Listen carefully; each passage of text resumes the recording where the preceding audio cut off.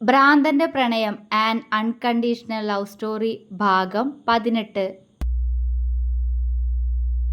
കഴുത്തിൽ അമർന്നിറങ്ങുന്ന മീശരോമങ്ങൾ ഇക്കിളികൂട്ടിയതും മാളു ചിണുങ്ങിക്കൊണ്ട് തല മറുവശത്തേക്ക് വെച്ചു കിടന്നു.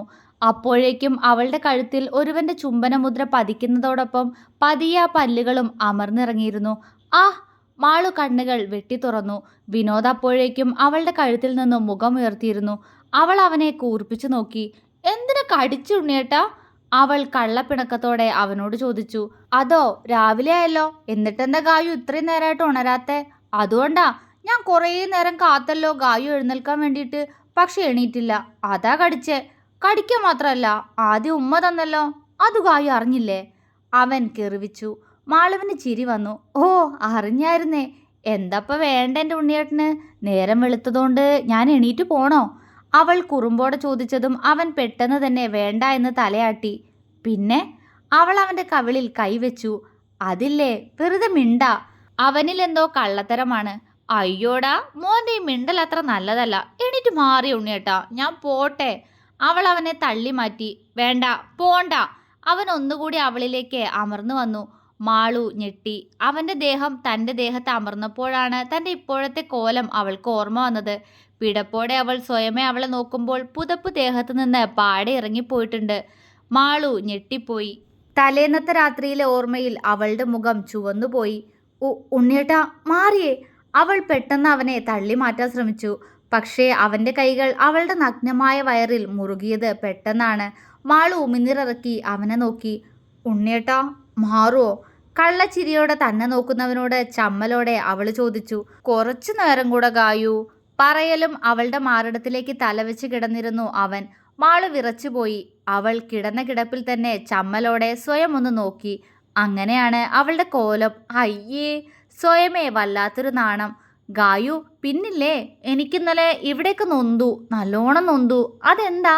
വിനോദം മുഖം ചുളിച്ചുകൊണ്ട് ചോദിക്കെ മാളു എല്ലാ ചിന്തകളും മാറ്റി അവനെ സംശയത്തോടെ നോക്കി. നൊന്തെന്നോ? എവിടെ എൻ്റെ ഉണ്ണിയേട്ടന് നൊന്തേ? താൻ ഇന്നലെ മുഖത്തെവിടെയെങ്കിലും കടിച്ചോ എന്നൊരു ആദിയോടെ അവൾ അവൻ്റെ മുഖത്തൊക്കെ പിടിച്ചു നോക്കി. അവിടെ അല്ല ഗായു, ഇവിടാ. അവൻ പെട്ടെന്ന് അവൻ്റെ അടിവയറിനടുത്തേക്ക് കണ്ണു കാണിച്ചു പറഞ്ഞതും മാളു ഞെട്ടിക്കൊണ്ട് അവനെ നോക്കി. ഉള്ളം വല്ലാതെ സങ്കടം നിറഞ്ഞു. അതെന്താ ഗായു അങ്ങനെ? അവന് സംശയമാണ്. അതൊന്നുമില്ല ഉണ്ണിയേട്ടാ, സോറി, ഞാൻ അറിയാതെയാ. ഞാൻ ശ്രദ്ധിക്കണമായിരുന്നു, ഇന്നലെ ശ്രദ്ധിച്ചില്ല, അതുകൊണ്ടല്ലേ ഉണ്ണിയേട്ടൻ അങ്ങനെയൊക്കെ.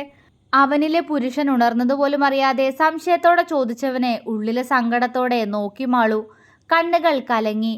അയ്യോ, കരയണ്ട, അത്രയൊന്നും വേദനയില്ല, പോട്ടെ ഗായു, കരയണ്ട. അവളുടെ കണ്ണു നിറഞ്ഞതും അവൻ അവളെ സമാധാനിപ്പിച്ചുകൊണ്ട് അവളുടെ കവിളിൽ അമർത്തി ചുംബിച്ചു. മാളു ചിരിക്കാൻ ശ്രമിച്ചു. വിനോദിന്റെ തലമുടിയിൽ തഴുകി അവൾ അങ്ങനെ തന്നെ കിടന്നു. ഉണ്ണിയേട്ടാ, എന്തോ ഓർത്തെന്ന പോലെ പതിയെ അവൾ വിളിച്ചു. അവൻ മൂളി. ഇന്നലെ ഗൗരി അങ്ങനെ ഉപദ്രവിക്കണ്ടായിരുന്നു. പാവം, തലയൊക്കെ പൊട്ടിയല്ലോ അവളുടെ. അപ്പച്ചി ഒറ്റയ്ക്ക് അത്രേ ഹോസ്പിറ്റലിലൊക്കെ കൊണ്ടുപോയേ, വേറെ ആരും കൂടെ ചെന്നില്ലാന്ന്. പാവം, എന്തൊക്കെയായാലും ആ. അവൾ പറഞ്ഞു മുഴുവനാക്കും മുന്നേ അവൻ അവളുടെ മാറിടത്തിൽ പല്ലുകൾ ആഴ്ത്തിയിരുന്നു. മാളു പിടഞ്ഞു. അവളുടെ കണ്ണുകൾ നിറഞ്ഞുപോയി. അവൾ നിറഞ്ഞ കണ്ണോടെ അവനെ നോക്കി. അവൻ പെട്ടെന്ന് അവളിൽ നിന്ന് അകന്ന് എഴുന്നേറ്റിരുന്നു. എങ്കിലും അവൾ കണ്ണുകൾ തുടച്ചുകൊണ്ട് അവനെ നോക്കി ചിരിച്ചു. എനിക്ക് നൊന്തു കേട്ടോ, അവൾ പരിഭവത്തോടെ പറഞ്ഞു. നോവട്ടെ. അവൻ അവളെ ദേഷ്യത്തിൽ നോക്കി. മാളു പതിയെ വിനോദിന്റെ അരികിലേക്ക് എഴുന്നേറ്റിരിക്കുന്നതിനോടൊപ്പം പുതപ്പെടുത്ത് ദേഹത്തേക്കിട്ടു. ഉണ്ണിയേട്ടാ, ഞാൻ പറഞ്ഞത് ഇഷ്ടാവാത്തോണ്ടാണോ ഉണ്ണിയേട്ടൻ എന്നെ കടിച്ചേ? അവൾ ചുമരിലുള്ള അവൻ വരച്ച ഗായത്രിയുടെ ചിത്രത്തിലേക്ക് നോക്കിക്കൊണ്ട് അവനോട് ചോദിച്ചു. അതെ, ആ ഗൗളിയെക്കുറിച്ച് പറയണ്ട, അവൻ വാശിയോടെ പറഞ്ഞു. അതെന്തേ? അവൾ സ്നേഹത്തോടെ ചോദിച്ചു. ഗൗളി, അവൾ എനിക്ക് ഇഷ്ടല്ല ഗായു, അവൾ ചീത്തയാ. അവൾ എന്താ പറഞ്ഞെന്നല്ലേ? എൻ്റെ ഗായു മരിച്ചുപോയിന്നോ? അവൻ ഇടറിയ സ്വരത്തോടെ അവളോട് ചോദിച്ചു. മാളു ഞെട്ടലോടെ അവനെ നോക്കി. അവൻ്റെ കണ്ണുകൾ നിറഞ്ഞിരുന്നു. അവൾ അവൻ്റെ മുഖം കയ്യിലെടുത്തു. എന്തിനാ കരയണേ? അവൾ വാത്സല്യത്തോടെ ചോദിച്ചു. അവൻ അവളുടെ കൈക്ക് മുകളിൽ അവൻ്റെ ഒരു കൈ വെച്ച് മറുകൈ കൊണ്ട് അവളുടെ കവിളിൽ തലോടി. നീയല്ലേ എൻ്റെ ഗായു? അപ്പോ അവളെന്താ ഗായു മരിച്ചു എന്നൊക്കെ പറഞ്ഞേ? അതുകൊണ്ടാ ഞാൻ അവളെ അടിച്ചേ, അവളുടെ തല പൊട്ടിച്ചേ, അവൻ ദേഷ്യത്തോടെ പറഞ്ഞു. അവളുടെ കണ്ണ് നിറഞ്ഞു. സാരല്ല, ഞാനില്ലേ, എൻ്റെ ഉണ്ണിയേട്ടൻ വിഷമിക്കണ്ട കേട്ടോ. അവൾ സ്നേഹത്തോടെ കവിളിൽ വെച്ച അവൻ്റെ കൈ പിടിച്ചെടുത്ത് അവയിൽ അമർത്തി ചുംബിച്ചു. അവന്റെ മുഖം വിടർന്നു. അപ്പോ അപ്പച്ചി എന്തിനാ ഉപദ്രവിച്ചേ? കഴുത്തൊക്കെ ചുവന്നിട്ടുണ്ടല്ലോ അവരുടെ. അവൾ പറഞ്ഞുകൊണ്ട് അവനെ സംശയത്തോടെ നോക്കി. അവളോ? അവളുണ്ടല്ലോ, അവള് പറയാ നീ മാളുവാന്ന്, ഏതോ വീട്ടിലെ പിച്ചക്കാരിയാണെന്ന്, അല്ലാതെ ഗായു അല്ലാന്ന്. അവൻ പറഞ്ഞുകൊണ്ട് അവളെ നോക്കി. അവളുടെ മുഖത്ത് ഭയം നിറഞ്ഞു. എന്നിട്ട്? അവൾ പേടിയോടെ ചോദിച്ചു. എന്നിട്ടെന്താ? എനിക്കറിയില്ലേ ഗായു മാളു എന്റെ ഗായു തന്നെയാണെന്ന്. പക്ഷേ എന്റെ ഗായുവിനെ അവള് പിച്ചക്കാരി എന്ന് വിളിച്ചില്ലേ, അതിനാ ഞാൻ അവളുടെ കഴുത്തിൽ പിടിച്ചേ. അവൻ ആ ഓർമ്മയിൽ ദേഷ്യത്തോടെ പറഞ്ഞു. അവൾ പെട്ടെന്ന് അവനെ കെട്ടിപ്പിടിച്ചു. അവന്റെ കൈകളും അവളെ ചേർത്ത് പിടിച്ചിരുന്നു. മാളു ആരോരും ഇല്ലാത്തൊരു അനാഥ ഉണ്ണിയേട്ടാ, സ്വന്തമായിട്ട് ഒരു വീട് പോലും ഇല്ലാത്തവള്. അവര് പറഞ്ഞതൊക്കെ ശരിയാ, അവൾ വേദനയോടെ മനസ്സിൽ പറഞ്ഞു. ഗായു. അവൻ അവളുടെ മുടി അഴിച്ചിട്ട് കൊണ്ട് അവളെ വിളിച്ചു. അവൾ മൂളി. ഗായു ഇന്നലെ ഉടുപ്പിട്ടില്ലാന്ന് ആരോടും പറയണ്ടാട്ടോ, നാണക്കേടാ. അവൻ വലിയ കാര്യം പോലെ പറഞ്ഞപ്പോൾ അവൾ തലയുയർത്തി അവനെ മിഴിച്ചു നോക്കി. എന്താ? അവൾ അന്തം വിട്ട് ചോദിച്ചു. ആ, നീ ഇന്നലെ ഉടുപ്പിടാതല്ലേ ഉറങ്ങിയേ? അതാരോടും പറയാൻ പാടില്ല. ഉടുപ്പില്ലാതെ കുഞ്ഞു കുട്ടികളല്ലേ നടക്കുക. ഗായു വലിയ പെണ്ണല്ലേ. അപ്പോ ഗായു ഇന്നലെ ഇങ്ങനെ കിടന്നെന്ന് പറഞ്ഞാ ഉണ്ണിയുടെ അമ്മ ചിലപ്പോ ഗായുവിനെ വഴക്ക് പറഞ്ഞാലോ? അതാ ഉണ്ണിയേട്ടൻ പറഞ്ഞ് ആരോടും പറയണ്ടാന്ന്. അവൻ ഗൗരവത്തിൽ പറഞ്ഞു.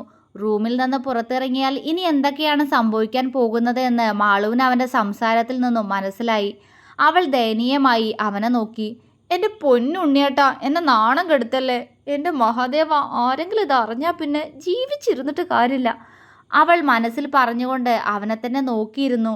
എന്താ ഗായു? അവൻ നിഷ്കളങ്കമായി ചോദിച്ചു. ഒന്നുമില്ല ഗായു, മിണ്ടാതിരുന്നു ഉണ്ണിയേട്ടാ, അവൾ കപട ദേഷ്യത്തോടെ അവനോട് പറഞ്ഞു. അവൻ മുഖം ചുളിച്ചുകൊണ്ട് അവളെ നോക്കി. അല്ലേലും എന്നെ പറഞ്ഞാൽ മതിയല്ലോ, കുറച്ചെങ്കിലും ബോധം നിനക്കുണ്ടായിരുന്നെങ്കിൽ മാളു. അവൾ സ്വയം അവളെ തന്നെ കുറ്റപ്പെടുത്തി. ഉണ്ണിയേട്ടാ. കുറച്ചു നേരത്തിന് ശേഷം അവൾ അവനെ സ്നേഹത്തോടെ വിളിച്ചു.